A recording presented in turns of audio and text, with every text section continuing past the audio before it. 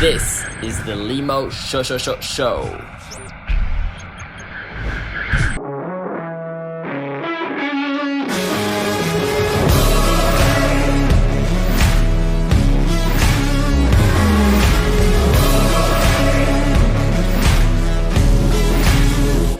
is not another story. This is not another drill. I refuse to be another number. Welcome to the Limo Show. I got Sam with me, Sam Overton. I hope I'm pronouncing it well. Sam Overton, that's how you pronounce it? Yes, sir. Okay, perfect. So welcome, Sam. Glad to have you here. We've been in contact together for a few weeks now. Actually, you met my friend in London. We have a friend in common who lives in the same building. So it was fun to connect like that. But basically, I know you've been in the dating industry for many years now. You've you've had all sorts of different results. You've coached, I guess, hundreds of guys around the world. You've been traveling the world.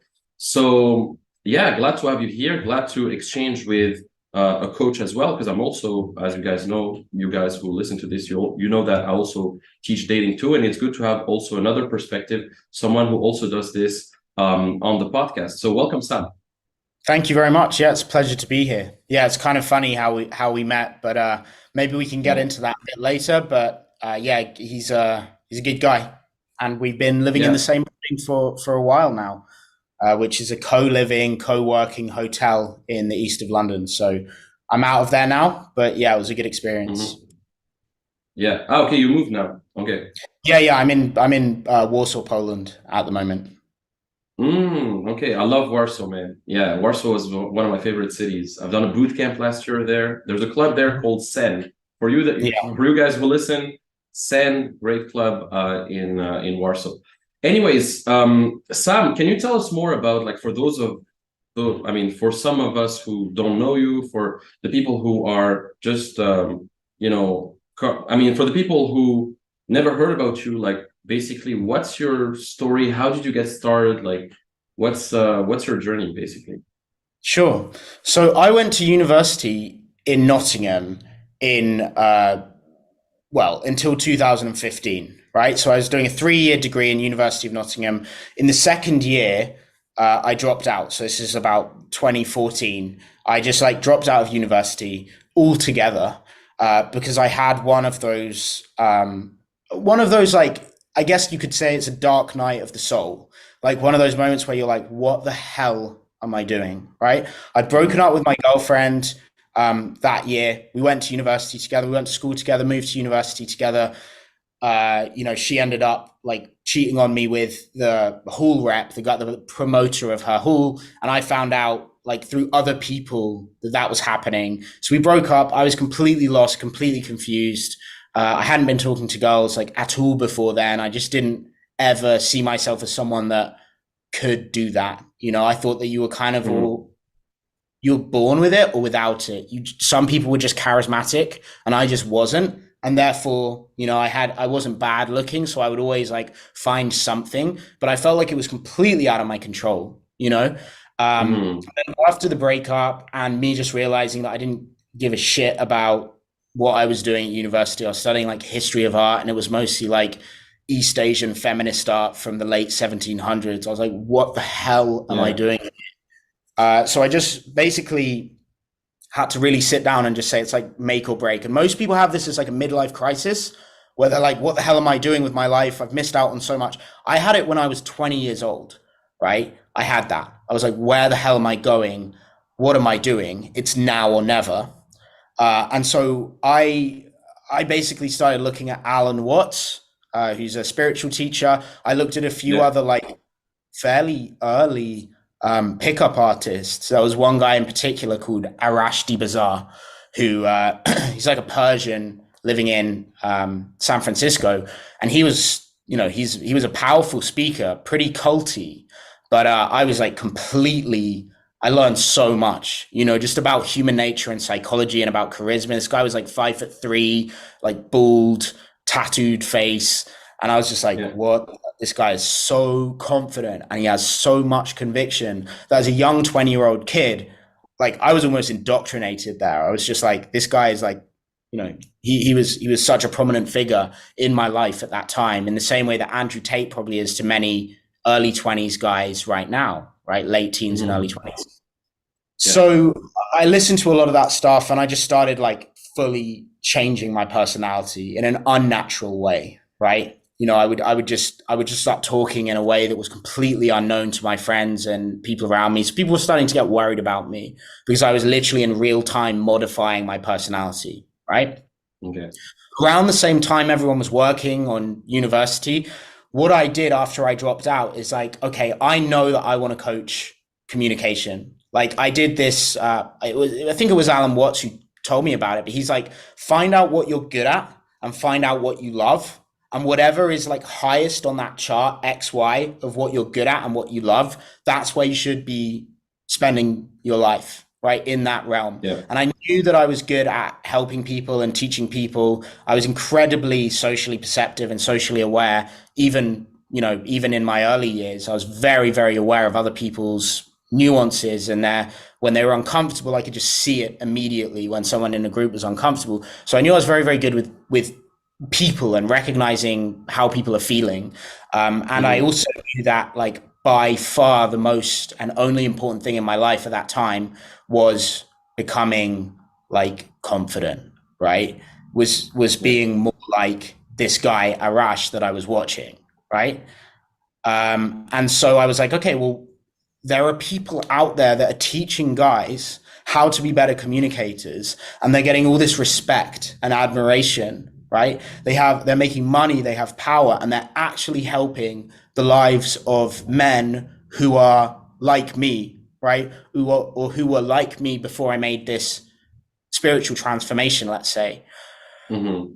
So it was just game over from that point. I never had any questions or discussion. It was just like, this is this is possible for me to do. I will be good at it. And it's the only thing I want to do. And therefore I will do this or die trying. Right. Hmm. And nowadays, I think businesses are a little more accessible to people. If you want to be a drop shipper or anything, you could. It's kind of like normal for guys to just be like, "Oh, I'm just going to start a drop shipping business."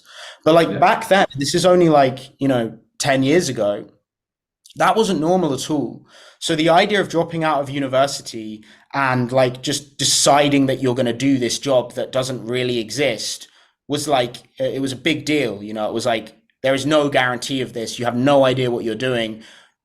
I knew that it was going to be difficult. I knew that there was no model that I could really copy at that time, or at least not an obvious model. And so, yeah, it was a big, big decision. But I started working at the university. I started working with students who had learning difficulties, and I was what's called a peer mentor. So what I would do is I would sit with them in dinners, in lectures, in community events, and I would monitor their behavior, right? So I would look at their interactions. I would see where they were making social errors, right? As you'd call it with ASDs. Hmm.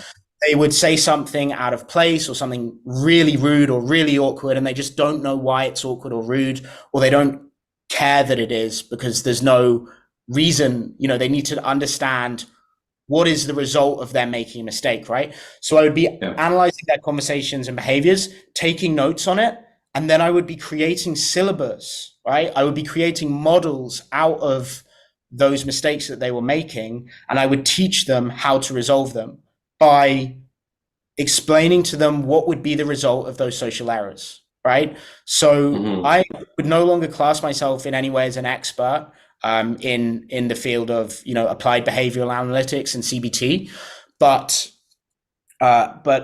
for sure it would be something like my client would say something really rude to a girl, right? I would Yeah. show him why that was rude and how that made her feel, right? And then he would, in many cases, be like, okay, I don't care, right? And so then I would have to make the link between why he needs to care, right? So I would say, now she's going to go and talk to her friends about it.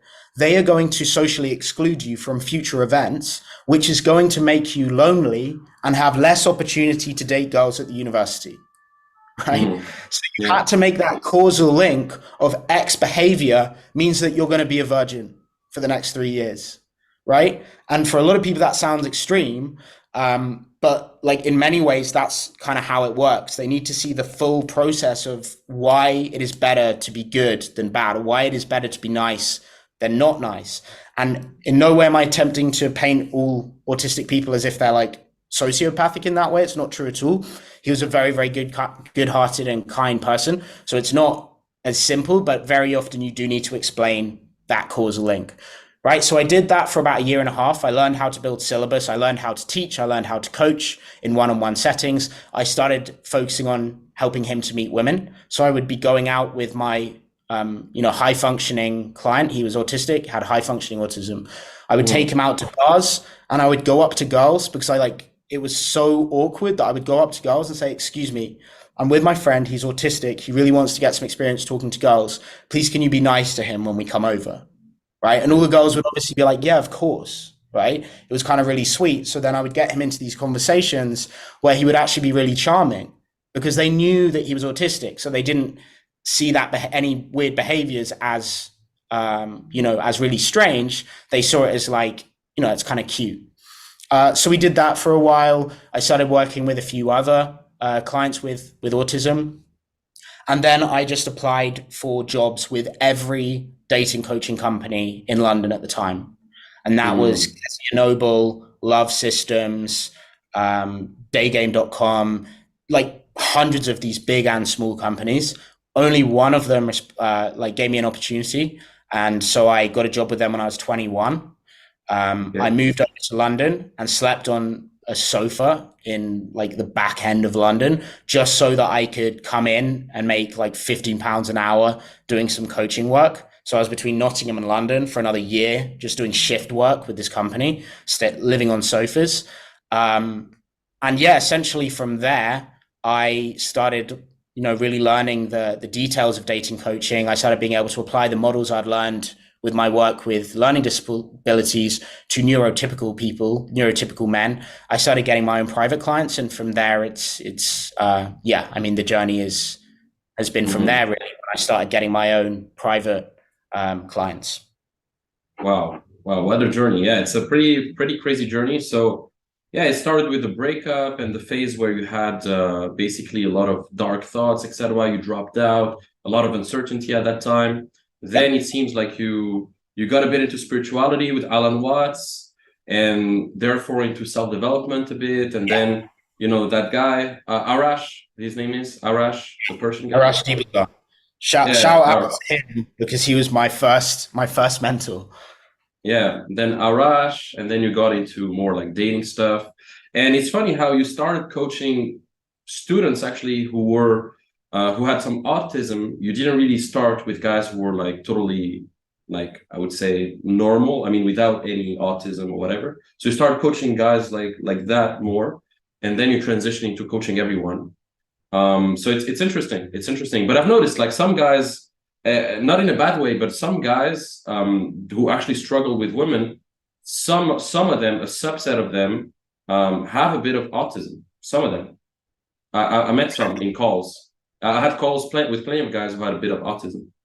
Yeah, for sure. Yeah, I mean, it's very difficult to say where the autism line is, right? To some extent, we're all somewhere on that spectrum. We all have varying levels of autistic tendencies, right? Yeah. And there's good arguments to say that that's an evolved feature, that actually there was space for autism in ancient cultures and ancient societies, right? In the same way that there were probably space for psychopaths in ancient societies. Those were the people that would be there at the front line in war, not giving a shit. They would be able to figure out things that other people couldn't. So, rather than seeing it as just a deficiency or a lower realm of human experience, it's very much, I think, helpful for everyone to look at it as like, no, you have a reason for being like that. You had a purpose in ancient societies, the ones that created this one today. So it's definitely a better framing to look at autism and any other mental kind of atypicality like that. Mm-hmm. Yeah. And so what have you noticed in guys usually? What are some of the things that usually when a guy comes up to you and he's a beginner and he's just getting started, he wants to get dates, maybe he has a job already or he has a business, but he doesn't really understand how to get dates. What are some of the main common mistakes or some of the main common issues that you've been noticing over the years, like the recurring issues yourself? Yeah, I mean, there's an obvious, I mean, like eight, talk about the 80-20 rule. Yeah. 80% is just not taking the first step, right? The first step being go outside, stand up straight, like make yourself presentable, like stand up straight, put a smile on your face, walk slowly in measured steps, look at the people around you. You're going to see a person that looks interesting at minimum and beautiful at best, and then you go and talk to them, right? Like Mhm. it's amazing that as coaches, right, where your job is to teach the entire process of going outside to relationships, that over 80% of all the work I've ever done has been focused on getting someone outside their house and talking to someone. So Mm. yeah, I mean that is obviously, I'm sure it's the same. Well, I expect it's the same in your experience, but getting a guy to Yeah. just go talk to a girl is like the biggest step by far. No, for sure, man. A lot of guys, I mean, the reason why most guys don't get dates is because they just don't go out enough. They don't have enough volume. They don't talk to enough girls. And so because they don't talk to enough girls, they don't have enough conversations. And so they can't convert. Like they don't have any dates. The pipeline is too small. It's like in sales, like they're talking to two prospects and they expect to get sales consistently. But no, you need to talk to prospects consistently. And I like viewing dating as sales, to be honest. And it's kind of the same thing. You have to talk to multiple, you have to generate opportunities, with people. For So sure. so yeah, definitely that's one of the main thing. And so for you, in your case, from what I understand, you mainly teach cold approach in London. Do you still do this right now? Do you actively do this still? Like, do you coach still in London, like cold approach, or you've transitioned now? Yeah, I mean, so I'm traveling around. As I said, I'm in Warsaw now. I'll be in Cyprus Yeah, next week. of course. I'll probably be in Dubai in November. So Okay. I'm all over the place. But yeah, I still 100% I still coach. I have a very different model of coaching to the way that any other coaches I know do. I think of myself more like um, the manager and like point of contact of my client's self development. Right. So most guys Hmm. say, like, I'm going to teach you how to cold approach so you can get better at talking to girls. I will say, what is your goal 5 years from now? And my client might say, I want to be dating in a poly relationship with two girls. And another one might say, I want to have a family, two kids, and a house over there. And I would say, okay, you want that in 5 years. Now, what would be 6 months, 3 months progress in that direction? Right? If we could say in 3 months' time, what would be measurable, ambitious, attainable progress towards that ideal goal? Right? And then we would break it down and we would say, okay, if you want to have a wife and family in 5 years, 6 years' time, what would be 3 months progress in that direction? Well, maybe it would have been to have gone on one or two dates with the type of woman that reflects or like seems like the type of woman that you might want to marry in the future and start a family with, right? And you can say, Yeah. okay, 3 months progress is like 1 to 2 dates with the type of woman that I would genuinely consider marrying or having kids with. And then we'd say, okay, what else? What are your friends like? How much are you traveling? Right. And so instead of it just being about like, being better at talking to girls, it's like genuinely thinking critically about where this individual wants to be in their life, ideally, and then creating a roadmap of how exactly they're going to get towards it. Right. And what that Absolutely. allows me Yeah. to do is not only use my skill set, but leverage the skill sets of other professionals, some of the top professionals in London. For example, for one of my clients recently, he signed up with me. He was extremely skinny, very, very tall, very, very skinny, and he had some problems around sex. Right, he had a lot of sexual insecurity, maybe some sexual trauma. And the first thing that I did with him was I got his testosterone levels checked. Right. With a company with whom I'm affiliated with, immediately we see that his free testosterone is very, very low. So we Hmm. set him up with the best personal trainer in his city on a 12-week program, right? To get his T levels up, right? To put muscle on the bones, to get his testosterone level up. He goes for styling sessions. He was wearing like dirty Asics, baggy jeans, and hoop green t-shirts, and now Yeah. he's dressed in like cruise style, right? Cruise yacht style. He's wearing like linen trousers, boat shoes, like linen jacket. He looks, he looks like a gangster. So we fix up his style. We fix up his like the biggest levers the fact that he's incredibly skinny, very poorly dressed, low testosterone levels.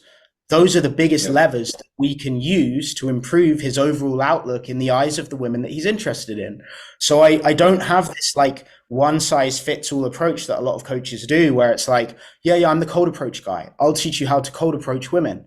That's not what your client wants. Your client may think he wants that, but when you get them to think deeper, it's like, why do they want that? Oh, well, they want that because they want to be a better communicator so they can have amazing friends, an amazing lifestyle, a great network, a beautiful wife, a beautiful family, and they can feel free when they go out into the world, see the types of individuals they want to meet, and know that they can make something happen, right? So that's the difference. And I think that's why I've been able to succeed and been able to consistently work with high net worth clients, as well as, regular guys who just see my YouTube channel, is because it's about organizing their life in a way that's going to improve all of the most important areas, right? So I would say that dating coach doesn't quite do it. It's like dating coach and like self-growth management, right? It's like, where are we going? How are we going to get there? I will make sure that happens with myself and with the best professionals in your area.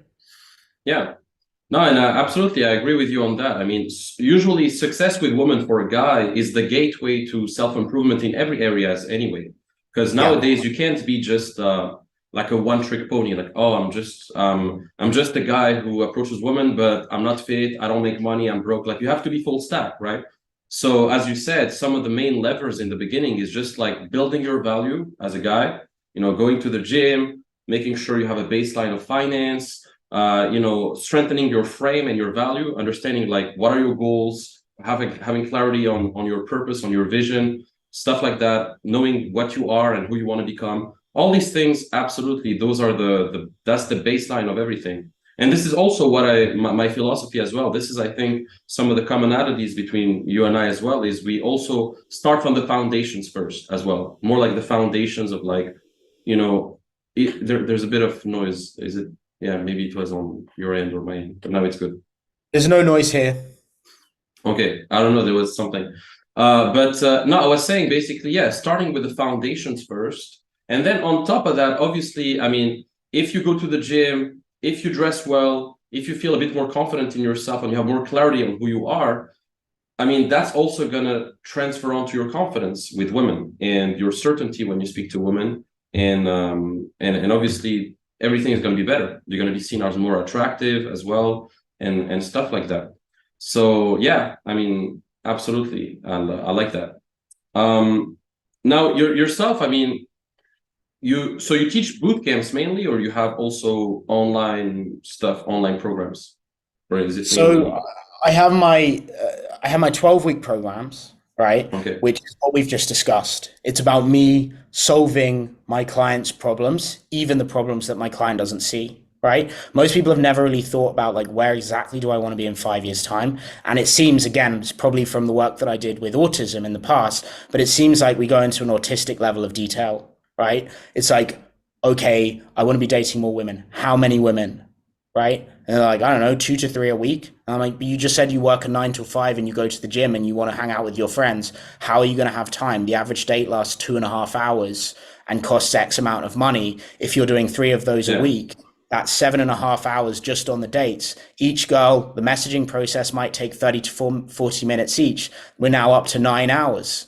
right? And do you want to invest 9 hours in this? And about 1 in 5 of those dates is going to be someone that you really consider, or less is going to be someone you really consider dating long term. So that's 9 hours per week on potentially 1 to 0. So you start like critically breaking down the time investment, the energy investment, and looking from first principles. What do you actually want? Because if you ask the average guy age 21, how many girls do you want to be dating? They're going to say, like, the average number is going to be like, I want to be dating 5 girls and I want to go on like 4 new dates a week. Right. But when you actually break that down and look at the cost that's going to have on the other relevant areas of their life, the amount of women you'd need to talk to get 4 dates a week and then follow up with, and then set up a date that works for you and her, and then show up and then go home hungover and wake up the next day and go, it's not feasible or desirable. Right. And what you tend to find is that when people have a really clear view of what they actually want and what it will actually require, there's no more illusions, right? The marketing goes out the window. They're not thinking like, oh, Andrew Tate has loads of girlfriends, I want loads of girlfriends. They're just thinking like, oh shit, no, that's not what I want. Like, I want to just find like a really good woman and like have a partner and someone to help me through life and someone to like that I can push and she can push me, and that, you know, I've got these qualities and she's got these, and we can travel a bit together. And most guys actually want that, right? We'll go through phases where we just want clout, we want the money, the girls, the boats, whatever. Every guy goes through that kind of egocentric phase where he just wants the respect of others, really, and power above everything else. But when you really sit down and think about what that looks like and what it costs, most guys want a really like a good life, a good partner who loves them, who trusts them, who's going to be there through thick and thin, good children, right? To love and to feel responsibility to and to spend time around. And so like going into this and digging into this stuff is so valuable because it either exposes what I've just said, or it exposes that you're the outlier who genuinely wants something very, very different to that. But in either case, most of the time, it's not clear until we do that initial work. So that's, sorry, that to go to question, that's one of the things I do. The other thing is I've recently started a community, right? Because I obviously with my YouTube channel and the content that I release and the audience that I have, the vast majority of them are not qualified for the work that we do on the 12-week courses, right? The price point's too high and I want to be able to serve them. So I've always done free calls with everybody, like free connect calls, I call them, where like any one of my people who like my content and resonate with the message, they can reach out to me and talk to me on the phone for free.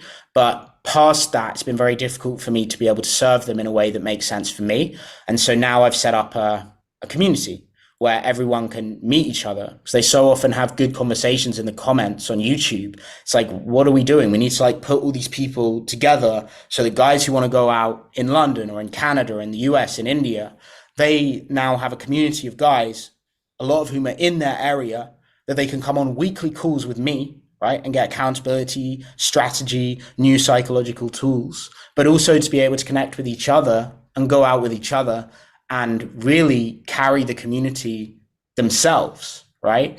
And so it's a lot more than just the community. There's also weekly training resources, new content released every week, new tools coming out every week, like psychological and psychology and hypnosis-based tools from my work with CBT that we release and implement on a weekly basis.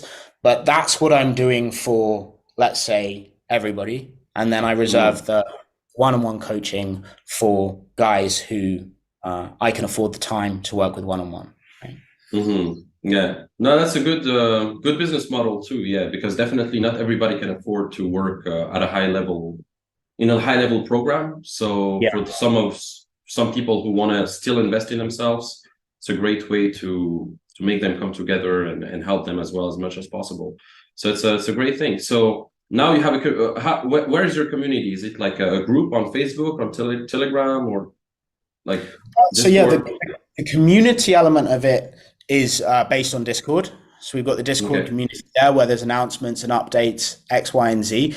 But the course is hosted, it's hosted on Kajabi, but it traverses a number of different platforms. Everything is held on Kajabi, but there is like other technology involved, such that designing your ideal future, right? Designing the future that you want, like I talked about, that I do with my one-on-one clients. I've made the same resources available to my community clients, where they have the same psychology, like it's all based on research into the psychology of goal achievement. And so that program is available. They get their strategy and data tracker, the same as my one-on-one clients, like the way that you structure weekly progress, weekly goals that you set, then analyze the data and figure out what you need to modify. All of that is available for members of the community. And also a number of training resources, right? Like full conversation structure and scripts, like atypical ways of starting conversations, and maybe the psychology of making educated guesses and assumptions about people as opposed to asking questions, right? So one example of one of the tools that's contained within there is like most guys end up in question like streams of Interview questions. mode, yeah. Where are you from? What do you do? Interview mode, right?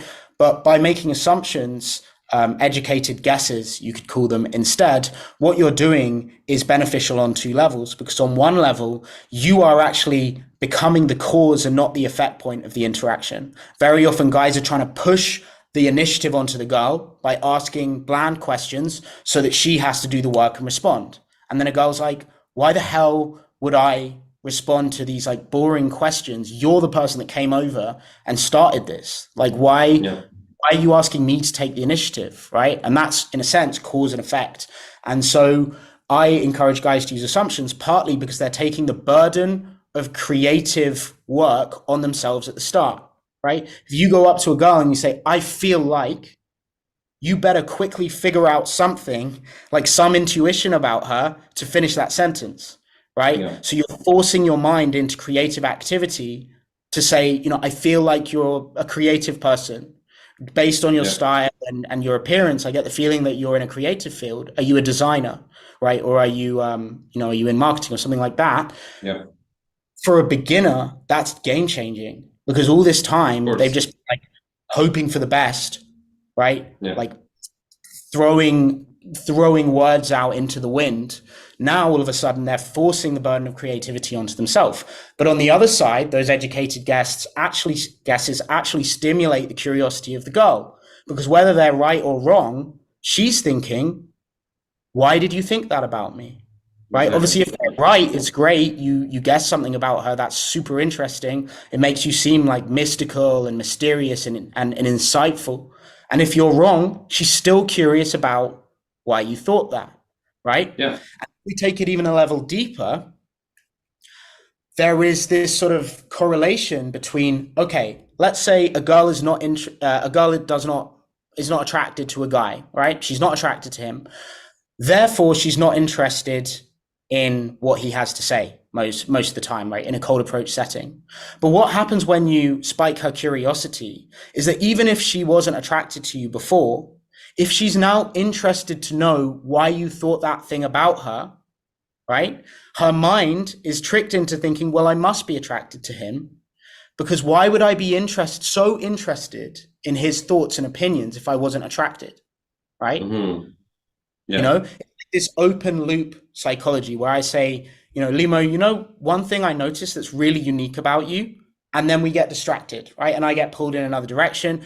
Your mind is going to be stuck on that. It's like, Sam, I want to know what you thought about me, right? Yeah. Now I'm in quite a powerful position because I have your attention and your curiosity.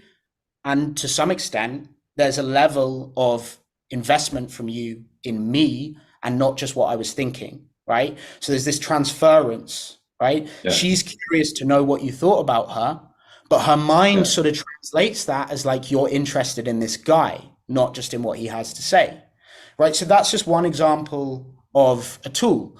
A lot of guys in the industry know, like, oh, it's often better to make assumptions than ask questions. And they'll like explain that away by saying like, everyone asks boring questions. So if you make assumptions, it's a little bit different, a little bit more fun, right? But when you actually look into the psychology of why that's effective, especially for beginners, that's when you start to be able to unpack the psychology behind communication on this level. No, absolutely. Yeah. And women love to talk about themselves. I mean, that's the main thing too, is like, you know, if you can put the focus on her mainly, and you can just like, because a lot of guys also, one of the biggest mistakes I see is they talk a lot about themselves and they try to kind of impress the girl. And one of the main things is like, let her, like, put the focus on her, make assumptions about her, let her talk about herself as much as possible. Because women are very solipsistic. They love it when they have the attention, whether they're just investing, they're talking about themselves. So that's one thing too. But I love what you said. I mean, the two things you said basically right now for the guys, just to sum up, is statements over questions. Usually, I mean, you don't want to overdo it too, because I've seen a lot of guys, they learn about cold reading and assumptions and all of that, and they overdo it. Like every single sentence, like, oh, you seem like you're an artist. Oh, you know what? I feel like you're blah, blah, blah. And every sentence is like a cold read or an assumption. So also, obviously, you can also ask questions, but it's just that, ultimately, you don't want to overdo it and ask too many questions. So I definitely agree on that. And another thing is the second thing you said, which is very interesting, is the power of open loops and I guess cliffhangers. Basically, it's a cliffhanger where you say, "Oh, you know what? You remind me of something," and then you don't necessarily say the thing, and you talk about something else, and so that it stays on her mind basically, and she wants to know what she reminds you of, or if you say, for example, "Oh, you know what? There's something interesting about you," but first, where are you from? And you keep it like that open loop in her head, and then she wants to know more. It's like a Netflix series. Like you want to know the next episode and the next episode and the next thing that's going to happen. Mm-hmm. So it's kind of the same thing you said there, and it's very, very interesting. Yeah, to keep them hooked basically in the conversation, to make the conversation more relevant about them. What do you think about the importance of mastering cold approach, like for a guy in general? What do you think about the importance of that in general? How it helps in life in general, not only in dating, in business, in networking? What do you think about the importance of mastering it, especially for a guy with girls? Yeah, good question. It's a nice way of framing that question. Look, I think that we have to look at everything on a macro level, right? So people tend to identify like social media, overly safe society, and a few other individual things as the reason why men are lost, confused, weak, cowardly, right? They say like, oh, it's because of social media. Oh, it's because of video games. Oh, it's because society's too safe. But these are all effects of just the cultural winds, right? The bell swing of history and the passing of time. And they're not the causes, they're the effects, right? That's how I see it. It's like the cultural tides change, and then you see the rise of figures like Tate, and you see increases in social media usage and increases in surveillance, and men who are, how do I say, more feminine in the way that we traditionally define masculine and feminine, they swing more towards the feminine way, and they've lost a sense of purpose and moral character and virtue and honor and dignity and all of the things that used to be so highly prized in society, right? These are effects of just the tides of cultural change, and they're not individual causes of anything. So I think it's first important to introduce that. Now, to come to your question, what's the importance of cold approach in the lives of young men? Whatever all those effects are, the cultural tides have changed such that we do have an increase in social media, which means that the generic qualities of our animal-based attraction are massively distributed unevenly, right? It's a horrible way of wording it. They're extremely unevenly distributed, such that before it would be like, okay, there's a really tall, good-looking rugby player who lives in this small town, and so he gets like 3 or 4 girlfriends in that small town. And then there's like kind of a nerdy dude who's like just, normal dude, a little bit nerdy, and he's got 1 girlfriend because he lives in that town as well, right? Now it's like that rugby player guy that lives in that town has access to the entire world of potential partners, right? And so he's got like 1,000 women who want him in any one moment. And that nerdy guy has absolutely nothing, right? Because it doesn't matter where you live anymore. Social media has exposed everyone to everyone, right? Yeah, it's globalized. Yeah. Yes. And on top of that, we have the hypnotic effects of dating apps and pornography, social media, dating apps and pornography. The effect that in the past, when we didn't have those, the guy that wasn't getting dates, wasn't talking to girls, wasn't getting relationships, wasn't getting laid, that guy would be like at breaking point. He'd be out in the street, like aggressive, angry, like looking for it. He'd be hungry. He'd be passionate. He'd be like, I need to fucking fix this or I'm just going to be discarded. But now we have hypnosis that makes it feel okay, right? You got porn, so you don't need to get laid because you can just use porn, right? These outlets have given us the ability to accept mediocrity and ignore the gaps in our life in a way that we've never been able to in the past, right? It's an escape, Yeah, and the way that expresses itself is guys are missing meaning. There's a crisis of meaning. That's it, right? And that's what depression is. Depression is a lack of meaning, a lack of seeing the point in any of this, like a lingering low-lying sadness that tinges every moment of your life. And that comes from a lack of meaning, like a lack of responsibility, a lack of effectiveness in the world, the ability to create change, right? So let me get to your question. Cold approach, as far as I can see, is the most direct way of going out into the world and being a hero, right? And this may sound ridiculous to people that haven't thought about it at this level, but let's take self-growth, right? What have you got in self-growth? Okay, let's think of some of the buzzwords: meditation, gym, reading, journaling. Yeah, like there's all of these kind of buzzwords, right? Now let's look at which ones are immediate and difficult as it relates to your place in the social world, right? Okay, so gym, yeah, it's hard, it takes time, it takes patience, it takes discipline, it's absolutely great. But you can go to the gym and not ever come face to face with an existential fear that drives adrenaline into your veins and your body and forces you to overcome something that feels like life or death, right? Gym, reading still doesn't have that, still doesn't force you there, right? Meditation still doesn't force you there, right? Hustle mindset, business, self-growth still doesn't really force you there. You can just do it all from here. We could sit down after this podcast and just work away and hustle. And yeah, there's resistance. It's difficult. Yeah, it's not easy. Not many people can do it, but it doesn't drive existential anxiety through every part of your body, right? Martial arts does. I was just going to say, there's two things that do it for guys today. There is war itself. There is martial arts, which is some variation of war. There is sports, and there is cold approach, right? Sports, I mean, like rugby, right? For example, or one of these really high contact sports, martial arts included, right?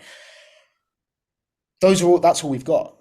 Now, out of those, war is not immediate. You got to sign up to the military. You got to do stupid paperwork, fill forms in, do all this nonsense, and hopefully, maybe one day you get to go out and fight for a country that you may or may not even believe in, right?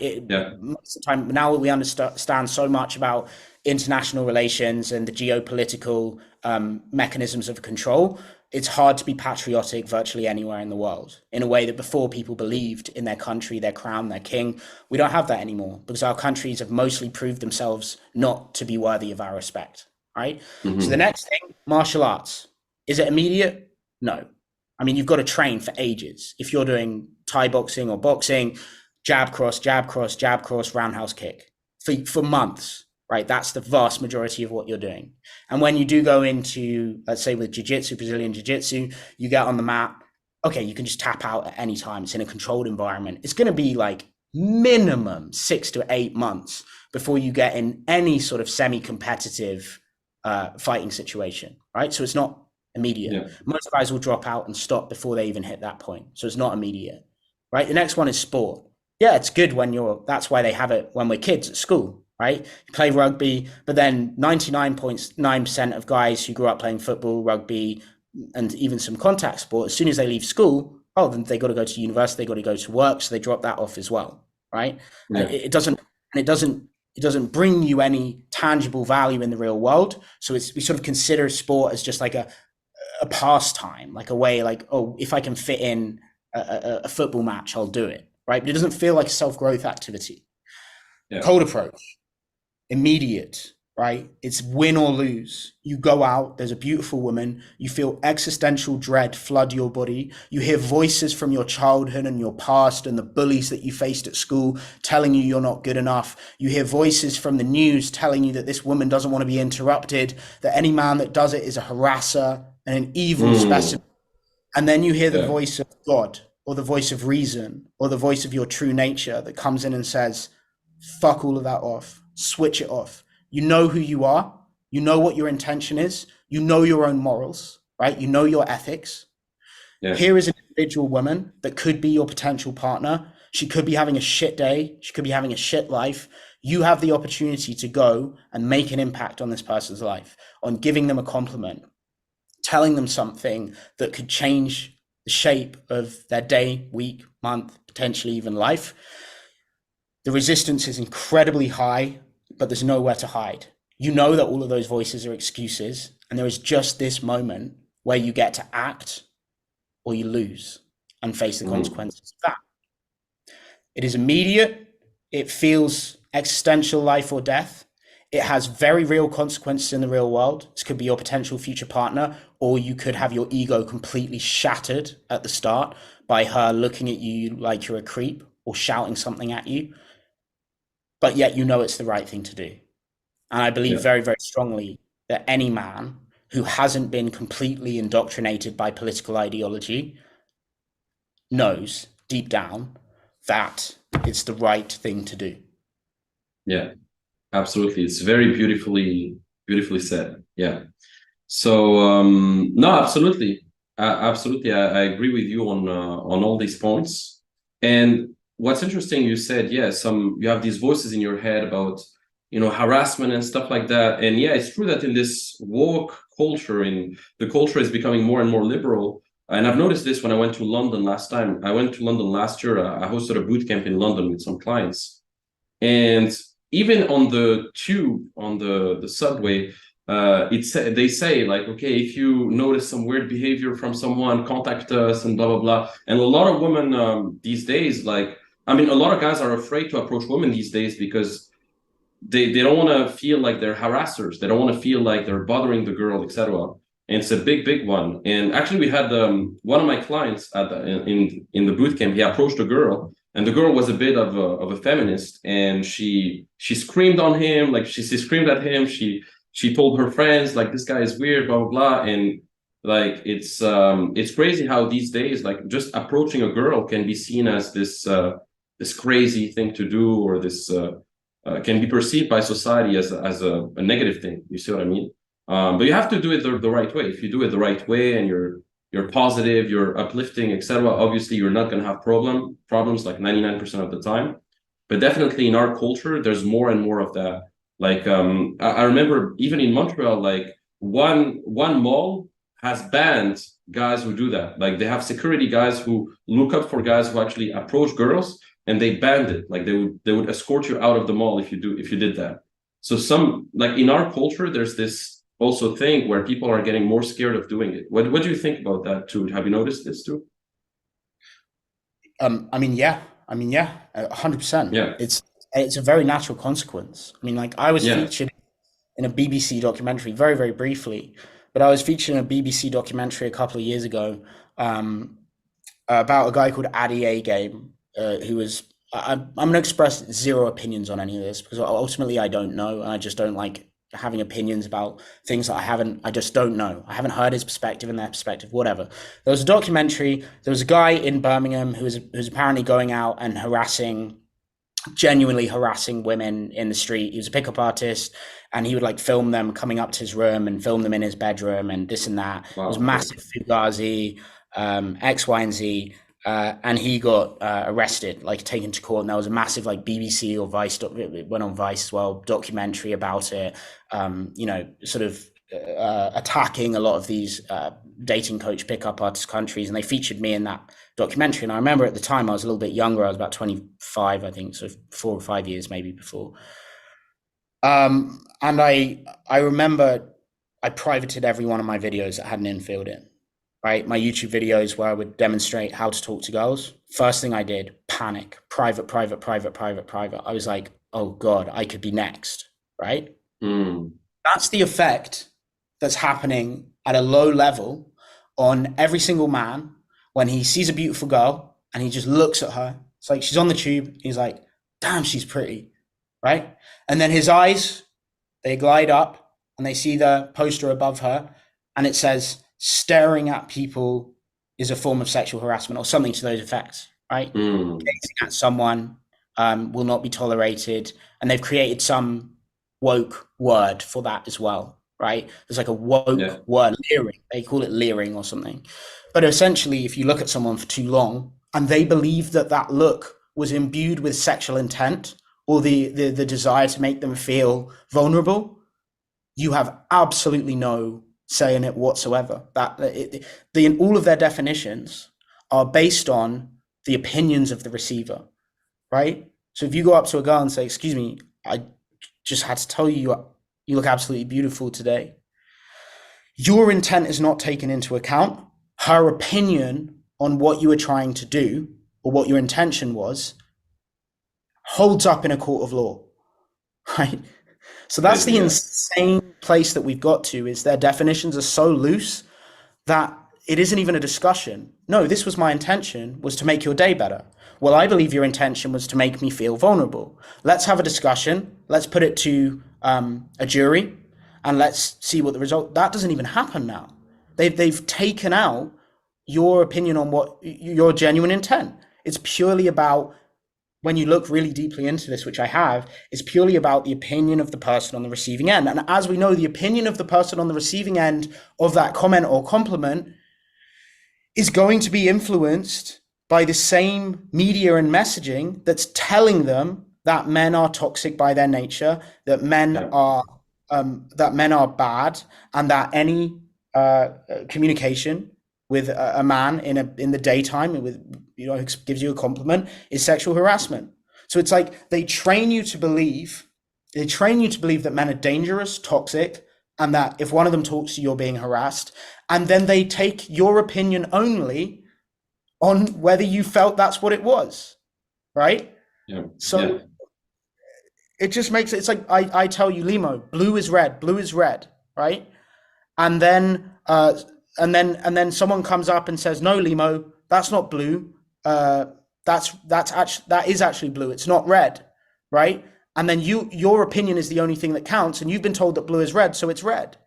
You know, it's like making people believe something and then only taking their opinion with what you've programmed into them.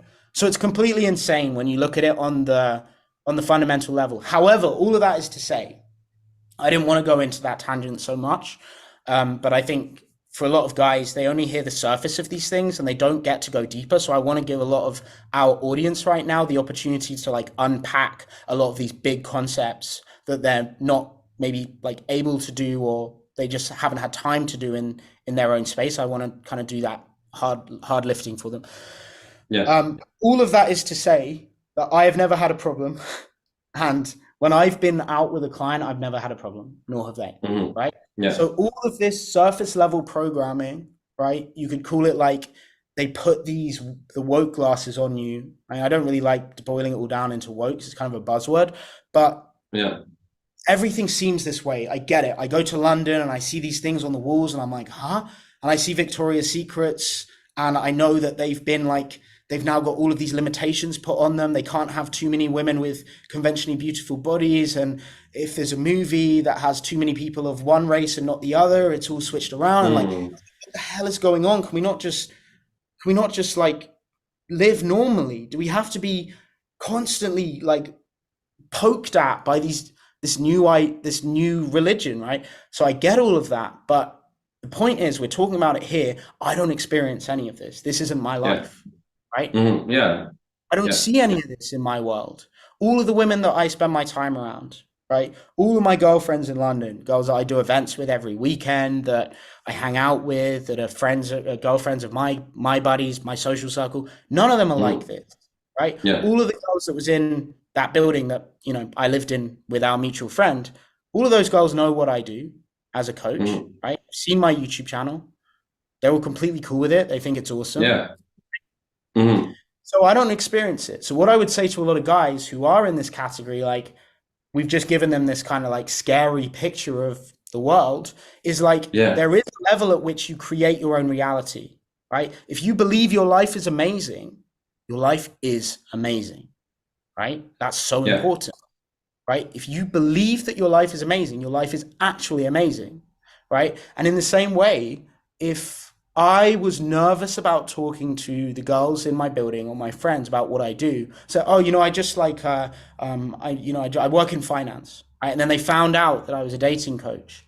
They were like, he said he works in finance. Look at this. He's talking to girls on camera. You know, if I had any insecurity at all about the work that I was doing, I could be a target, right? And some of the girls that currently love what I'm doing, you know, friends, but people that I don't know that well, people in my building, you see my channel, they think it's cool, whatever. If I didn't have total conviction in the reason why I'm doing it, and my motivations for it, and in the results that I'm getting, and the good that I'm doing, I think that a lot of the people that know what I do would think I'm a whatever. Add your buzzword above. Um, Yeah. so what I would say to guys is don't be like I was when I got my face featured in that documentary for a couple of minutes and private your whole life and disappear into the shadows and watch your porn and go on your dating apps. No, you get to decide your life. And I can tell you from experience, if you say, no, not paying attention to that poster, it's propaganda, the women on this tube are not those women. The women on these tube are good people, they're normal girls. And if I go up to maybe not on the tube, maybe there's a lot of reasons why that could be risky outside of woke propaganda.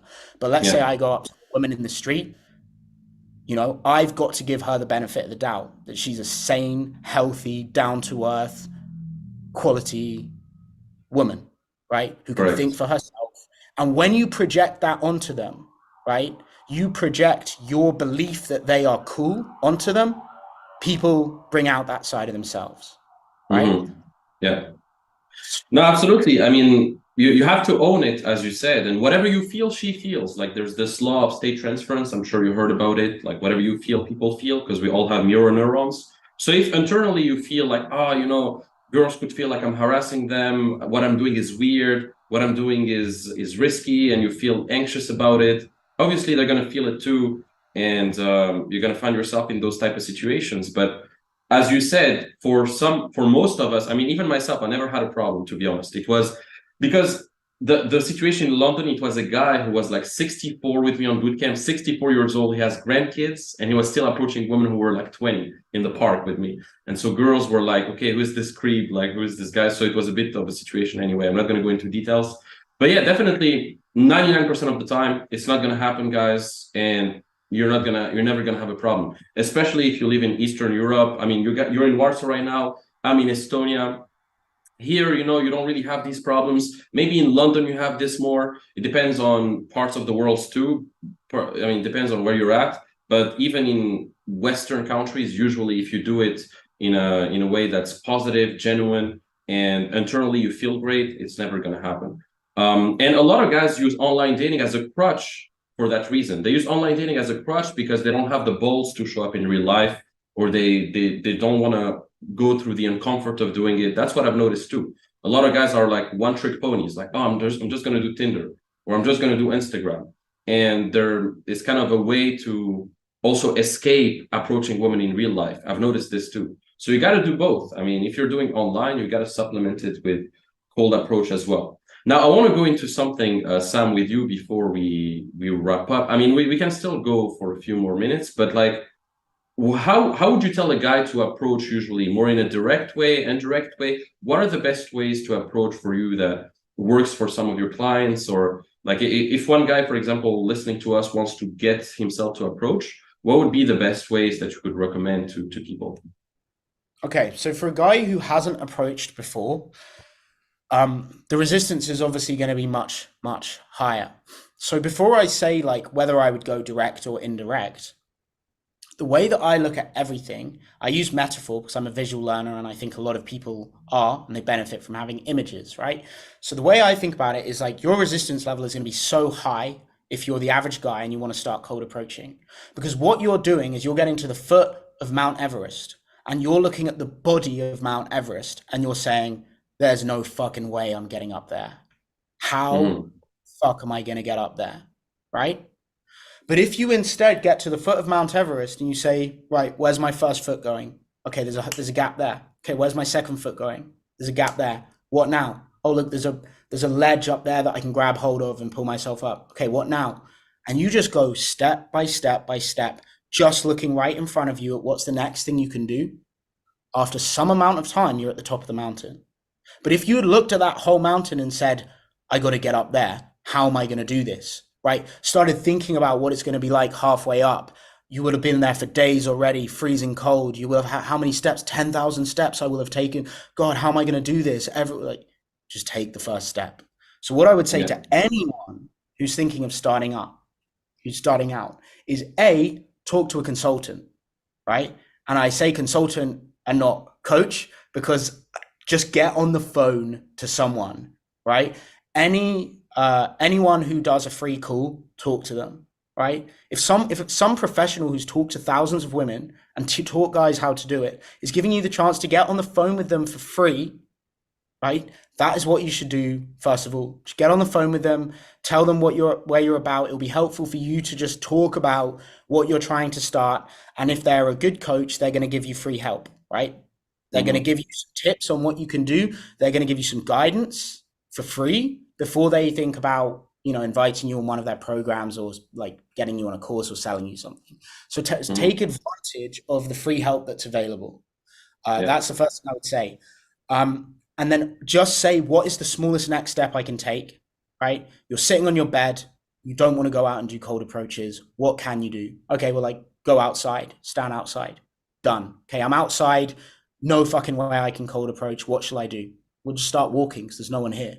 Okay, so you start walking, right? You start walking. What the hell do I do now? Okay, well, stand up straight, because we all know that embodied cognition is fairly well understood now. And if you stand up straight, your body is going to produce more serotonin, which is going to make you feel more confident and energized. You're going to look more attractive to women. You're going to feel more attractive. So stand up straight. Okay, what else? We'll smile, because there's a load of evidence to show that when you start consciously smiling, your emotions change along with it and you start feeling happier. So smile. Well, what now? Okay, well, start looking at the faces of people, because you live in a social network, right? We don't think about it, but we are communicating all the time. When you're walking down the street and a woman's walking the other way, you guys are deciding 20 seconds before you cross paths who's going to go which way.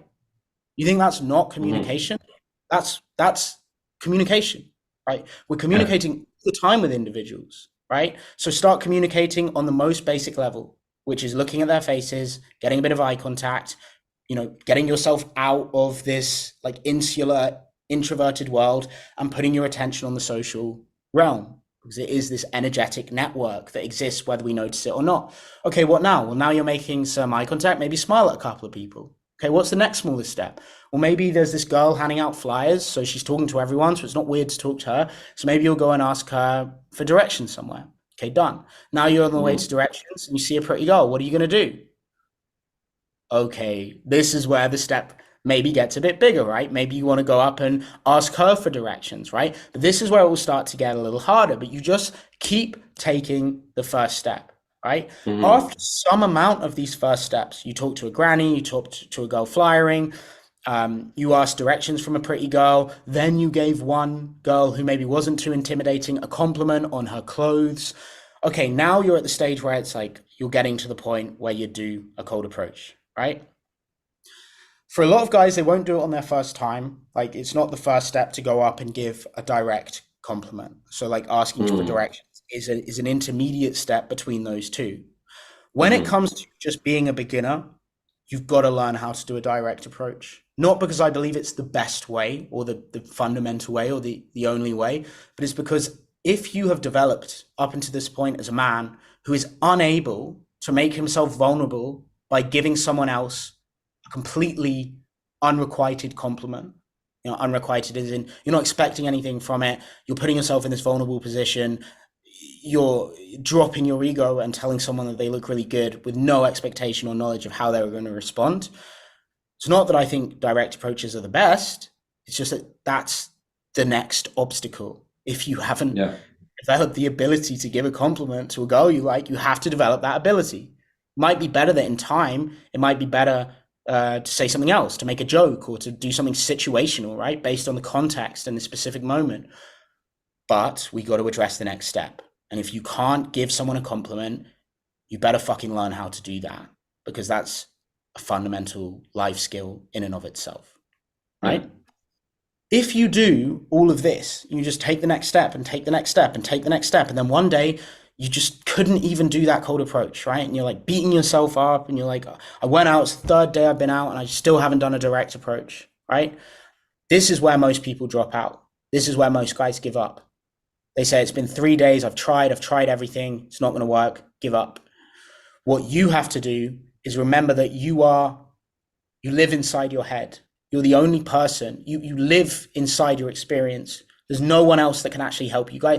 Other voices can guide you, but it's ultimately down to you, and you have to be your own best friend. Like, you have to treat yourself like you're in partnership with yourself, and you have to say, dude, we didn't get it today. It didn't work out, right? Mm-hmm. Back to the drawing board. Let's make it happen tomorrow.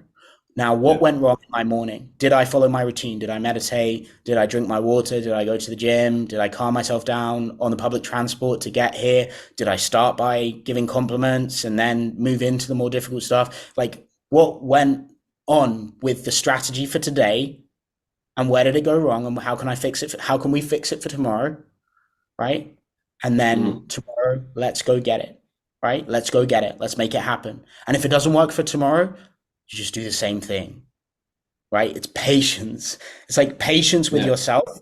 And I promise you, anyone that's listening, if you do that when it goes badly, right? You make a bit of progress, you get all excited, then you have a bad day and you get all pissed off. You're like this like emotional, like randomly controlled by your emotions, right? That is not a strong masculine quality for a man to have. You've got to be able to tolerate and deal with your emotional changes, right? That's super important for energy levels with cold approach as well. A lot of my clients, they go out, they get their first number and they're like, oh my God, I can't believe it. They get overexcited. I'm like, bro, congratulations. It's great progress, but it's completely irrelevant. Drop it. Get excited about that later. Right now, you need your energy, and getting wrapped up in this girl and what you're going to message her and how amazing it is going to drain your energy. And it's going to give you this expectation for the next one. It's going to give you this more resistance for the next one. Because you're going to be like, oh, I'm doing so well now. I don't want to mess up my flow by doing badly. I want to go home with this win, right? And preserve my win, right? So what I say to all my clients is the highs and the lows are both dangerous, right? If it goes really, really well, then you're going to burn your energy, getting all excited and draining all your emotion, draining all your energy. If it goes badly, you're going to think like, oh, I'm having a bad day. I'm dressed wrong. I must smell. I'm not good at this. These girls don't want to talk to me. You're going to tire yourself out. The best thing you can do is drop it all. It's like, it goes well, great, cool, feedback, drop it. Move on to the next one. Great, cool. And this is such an important skill to nurture, is saying like stoic mentality of like, if things are going really well, they're going to go badly in the future. If things are going really badly, don't worry, they're about to get better. And just riding the middle line, right? Riding the low highs and the low lows, and getting through.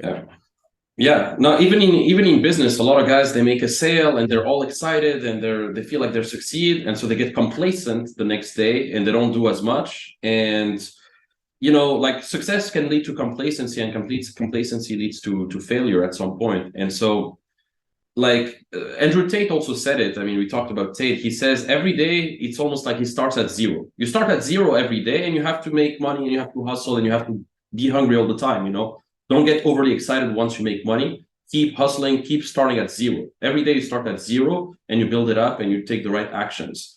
Almost as if you didn't make money the past day. You see what I mean? Like, you always start at zero. And it's kind of the same thing, I guess, that you're trying to say here too, is like, when you get a number or something, don't get overly excited about it. Be stoic, it's fine, it's cool. Expect that sometimes you're going to fail, sometimes you're going to succeed as well, but always keep, iterating and improving, and developing that stoicism too. I like that. But we're coming back to the question. So you say to guys, basically, they have to kind of baby step it in the beginning, especially if they're beginners. In the beginning, you say that, it's better if they start just by taking walks, by talking to even unattractive people or people in general, just to build that social momentum. And then at some point, once they muster up the confidence to talk to people, they can talk to girls in a way that's more direct, like beautiful girls. That's what you say. Start small, basically, and build the momentum. Yeah, I mean, that's exactly it. I'd just go a little bit further and say the smallest, right? Think about it like that. Like, think about it like, not just take small steps forward, but like, because a lot of guys convince themselves that, oh, steps are too big even now, I just can't. It's like, think of the smallest possible thing you could do, right? So if you go even further with, it's just like, you're sitting down, stand up. Now stand up, and you can, however you want to break it down, right? If the next step is too much, make it smaller.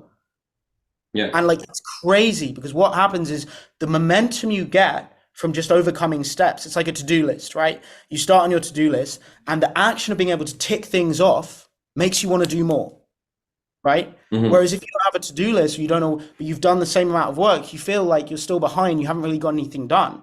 But seeing it there and that you've done this and you've done this and you've done this and you keep winning, keep winning, keep winning, that's what gets you to the hardest steps. So when I say take the smallest possible step, I literally mean give yourself more opportunities to celebrate these small wins, because that's what's going to allow you to overcome the steps when they really start to, they really start to matter. Like going up to a Hmm. beautiful woman in the middle of the street in front of other people and telling her that she's absolutely beautiful. That is man, if you think about that step at the start, it's huge. If you break it down into 100 steps between the first one and that, each one individually is easy. Yeah, yeah, yeah. And a lot of guys, they're good at approaching, but then they're not good at holding conversations too, because a girl is not going to fuck you because of your opener. And a lot of guys, I mean, they can have the best opener or they can be direct, but then they have trouble converting that into a romantic situation, like showing intent as well at some point. So yeah, I mean, definitely. What I recommend myself to all my clients is usually, I mean, if it's a cold approach in the street, you want to be direct most of the time. I mean, yes, you can be indirect if you want to practice it, because you're still not very confident to do it in a direct way. But then at some point, I mean, to not waste your time and to not waste the time of the girl, sometimes it's better to just be direct most of the time and show your intent, from the beginning. That's what I recommend. But then, yeah, definitely, there's a time and a place for being indirect. Usually, in what I've noticed in closed spaces, in confined spaces, like for example at the gym, or let's say you're on an airplane and you have a girl next to you, you don't necessarily want to be too direct from the beginning, because otherwise it's a bit awkward if she rejects you there. It's better to be a bit indirect, that like see if you vibe first, and then you can show more intent gradually sometimes, like in those type of spaces as well. That's what I've noticed too. So yeah, I mean, it's been almost an hour and a half now. About, I mean, we still have maybe a few minutes together. So yeah, I mean, what's the most important thing you've learned so far in your journey that has truly helped you? And what was your life like before learning it? And what was your life like after learning it? Do you have something like this? Yeah, two questions. Let me try and think about the first one. What's the most important thing I've learned? Um, that's a really hard question because there's just so many Yeah, things. there's so many things. Yeah. But I think it's I, th I think it's probably something. I mean, look, I'm just going to say something that I think is really, really important because I don't know what the most is. Like, arguably, it's like finding a really good mindfulness practice, but that's it's hard to assess what kind of an impact different, breakthroughs have had. It's really hard to define what that impact is. But I think one of them is that, look, we all get into this at the start. Like almost everyone I know gets into cold approach because, like, to put it in the easiest possible terms, they want to get good with women, right?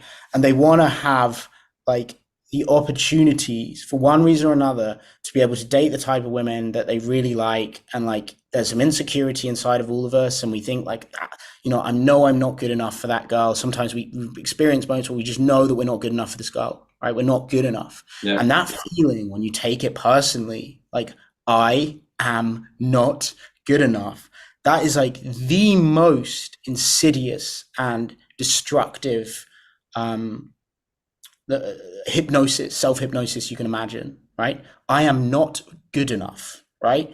That is like fundamentally your very essence is unworthy, full stop, right? So we got to be super careful. But a lot of guys, including myself, came into this with that sense, right? With a strong sense before we got into this that we're not good enough, right?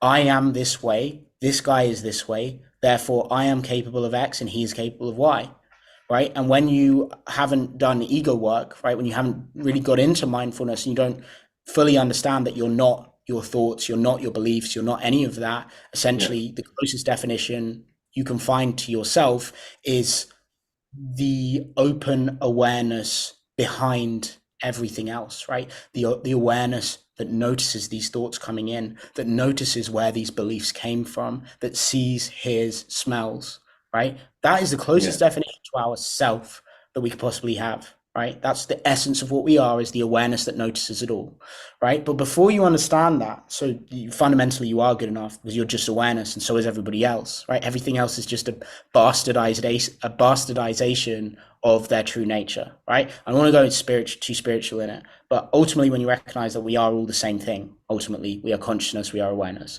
You don't need to take any of that personally anymore, right? But I got into this believing that I was unworthy, believing that I was fundamentally not good enough. And so for the guys that come into it, what I would say, maybe something that I would have wanted to hear at the start is like, I'm not just going to say you are good enough or you are okay, but I'm saying that when you take this seriously, and I think what we talked about earlier on in the call, this is the most immediate way, right, to engage your masculinity and to overcome your demons. There's a hero's journey intrinsic to our subconscious minds and to our lives. Like the hero's journey is ever present in there. I want to be the guy that goes from normal life, enters a challenging and new world, conquers the enemy, like takes the girl, like comes back home with the hidden treasure, back to my home, having learned and changed and transformed myself. It's Joseph Campbell's, hero's journey. Yeah, That's the most accessible route towards that is cold approach, if you haven't already learned how to do that. And I don't think it's the most important. I think learning to do martial arts can be completely transformative. I think learning the discipline and going to the gym, watching your body get stronger, watching your mind get stronger is incredible. Mindfulness practice can take you in your current seat that you're sitting in, can take you into another realm, which is just free from all of the noise and thoughts and truly recognizing what you are beneath all of the corruptions of your awareness. That can be completely transformative. I'm not here to advocate cold approach like it's the secret elixir to life or more important than anything else you're doing. It's the most immediate, right? And right now, if you're experiencing insecurity and more importantly, any sense of meaninglessness or purposelessness, right?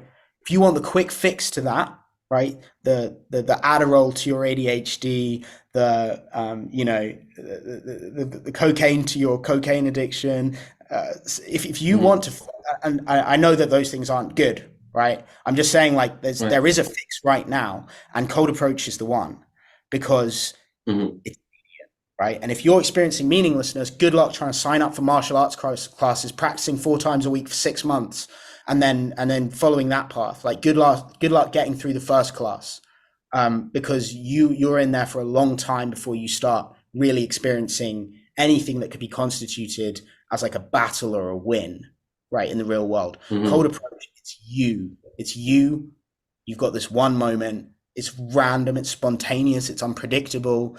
Everything is against you. All the demons are at the gate, and if you can overcome them, you experience a level of freedom and energy and social freedom and openness and confidence and possibility that is completely transformative right now, right? Not in 8 months' time, not in 3 years' time, right? Yeah. So that's why I think that it's the most important skill for the vast majority of young men to develop, because they also develop horrible opinions about women. Right? Women are all gold diggers. There's all these podcasts and media and red pill stuff. Yeah, red pill stuff that guys who've never talked to a girl says like, oh, another girl X, Y, and Z. It's like, bro, you've never fucking talked to a girl. You have no idea what women are like. All you're seeing is OnlyFans models on podcasts that are specifically designed to make dumb women look dumb.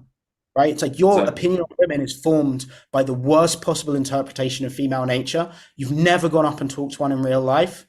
Like, look at yourself. What are you doing? Go out there and talk to a woman before you do anything else. Like, it's the most immediate. So, yeah, that's the final thoughts. Yeah. Yeah, no, you seem to be super big into mindfulness too, etc. There's a great book. I guess you read it, maybe The Power of Now by Eckhart Tolle. Or have you read it? I think you'd love it if you... Yeah. I read A New Earth, which was his first book, like 10. New Earth also, yeah. That was the got me off the mark. Look, I think just quickly, I think with things like books, it's so funny because I get recommended books all the time, and I recommend books, and the responses vary so much. And what I've realized is, if you recommended me The Power of Now, and I read it, I wouldn't get it in the way that you're understanding it, right? And the same way, if I Hmm. recommended you A New Earth and you hadn't read it, you wouldn't get it in the same way because you already know about mindfulness, right? So Yeah. this is how it works with people, is like the first mindfulness book you read is probably going to be the one that you think is the best because it's the one that gave you like the greatest epiphanies, right? So Yeah. no mindfulness book has touched the changes that I got from A New Earth, and that's not because it's the best one, Yeah. because Yeah. it's the first one I read, right? I So see. I see what you mean. But they all point to the same truth anyway. They all point to the same truth. yeah, And I like what you said about the self doesn't exist. I mean, we're not human. We're not human beings having a spiritual experience. We're spiritual beings having a human experience. We're just a yeah, point of attention.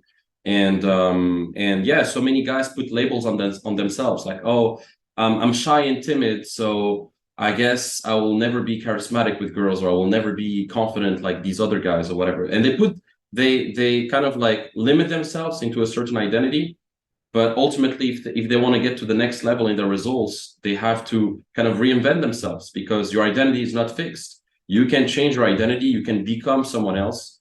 And society tells you, oh, just be yourself, just stay the way you are, stick to your roots. And that's why guys, they just want to stay stuck in the same identity. But if you take that other paradigm of like, no, you can be whatever you want, because what you are ultimately is just a construction of your past stories and your past thoughts. And ultimately, like, your results are a byproduct of your thoughts, actions, and choices in life. And so you can change your identity at any time. That's the thing. And most guys, unfortunately, they get stuck into certain labels and certain identity, and that limits their results. And that's unfortunate. And until yeah. they learn how to transcend their identity, they're not going to get the results they want, even though they read all the books, they watch all the videos, they learn all the techniques. It's still not going to work. Yeah, it just comes again. We talked about it at the start, but it just comes down Yeah. a lot to just belief, right? If you believe that you're able to make transformative changes in your life, you're going to make transformative changes in your life. If you let the doubt creep in, like, oh no, this was all a scam, like it doesn't work, you can't actually change your life, you can't actually improve yourself, then you're destined not to do it. A lot of it does come down to the reality that you decide to live in. Exactly the same as London. Some guys are going out scared to even look at women. I'm going out and doing whatever the fuck I want, and knowing that I'm okay because I believe that these women are all on my side, right? I believe that every woman Yeah. I talk to is a woman. You know, she's got me. She's going to be a cool girl, and some of them prove themselves not to be that way, right? And that's okay. Okay, well, I thought she would be, but she's not. But damn, that's a hell of a lot better way to see it than like these women are all toxic, feminists, and I'm scared to talk to any of them, so I'll get arrested. It's such a dumb belief system to adopt. Hmm. Yeah. Yeah. I mean, thanks for sharing everything you shared so far. I mean, it was very interesting to discuss with you and have your points of view on all these things. Maybe you have like a final thought, or maybe there's a question you would have liked me to ask you, but I didn't ask you. Is there a final thought you want to finish with before we wrap up? And then also, obviously, we'll talk about like where people can find you and all of that. But do you have like one final thought and something you want to share with people? Actually, no, we went into some stuff that I wasn't expecting to go into already. So, like, to be honest, no, I think we've already over delivered in terms of the level of depth and breadth of the topics we've discussed. So Mhm. there's nothing really to add to that. And if yeah, as the second part of that, if guys do want to know more about any of it or do want to have a discussion, as I said, like, yeah, I make my time available for free to everyone, one time, right? So there's a one free call for everybody who wants it, and that's a policy that I've had for 3 years. So yeah, if you want to dig into any of that or even to just touch base, then you can do so. I don't know how you'd like to do that.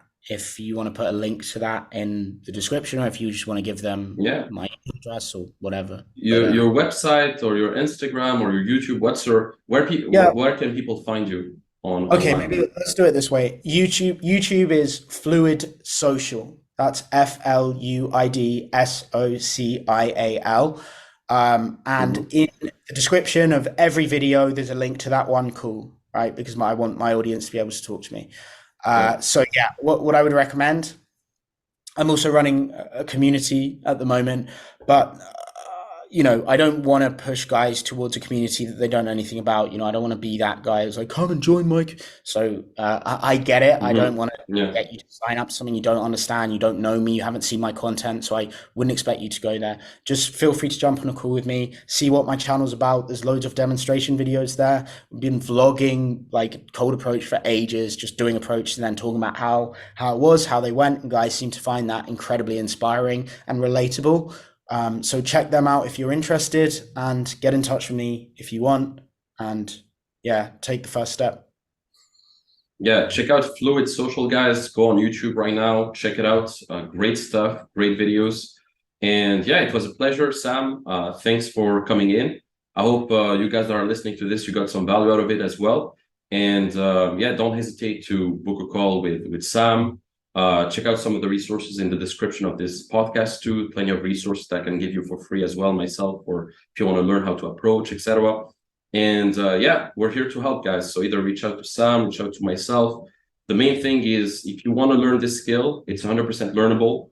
And as long as you have the right guidance, you have the right accountability, you believe you can do it, sky's the limit. I mean, you can start with being shy, timid, not having any dates, spending all your evenings alone, to getting multiple dates, finding your dream partner, getting all the abundance you want. It's possible. It's a skill set like anything else, and you have to train it. And nowadays, success with women is not a luxury anymore. It's a necessity. It's a necessity these days to learn this, because otherwise the dating market is so competitive that if you don't learn this, you're going to be left with the crumbs. Like, you're going to be left with the leftovers, and you're not going to find any high quality woman that's going to spend time with you if you don't learn this at a high level. So that's one thing. So thanks, Sam, for being here, and yeah, was a pleasure. Thank you. Thank you, bro. I appreciate the great questions and the conversation. We should do it again. Thank you. Yeah, for sure, for sure. So thanks, and yeah, see you guys.